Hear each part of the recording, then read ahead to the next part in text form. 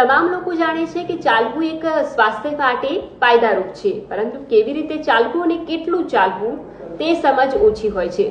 તો આ વિડીયોમાં આપણે જાણીશું કે કેટલું ચાલવું જોઈએ દિવસ દરમિયાન ઓછામાં ઓછું 30 મિનિટ અને વધુમાં વધુ 60 મિનિટ જો તમે ચાલો છો તો તમારા સ્વાસ્થ્ય માટે ફાયદારૂપ છે।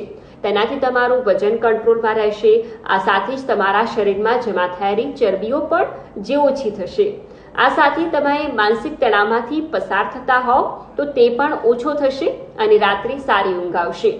મોર્નિંગ વોક કરતા હોવ કે ઇવનિંગ વોક કરતા હોય તમામ માટે ફાયદારૂપ છે। આ સાથે તમારા શરીરમાં બ્લડ પ્રેશરને કંટ્રોલ કરશે।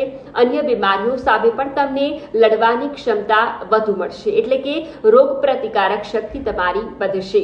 અનેક ફાયદાઓ છે ચાલવાના, અને જો વોકિંગ એક સિસ્ટમેટિક રીતે કરવામાં આવે તો તેની આપણા સ્વાસ્થ્ય પર ખૂબ જ સારી અસર પડતી હોય છે।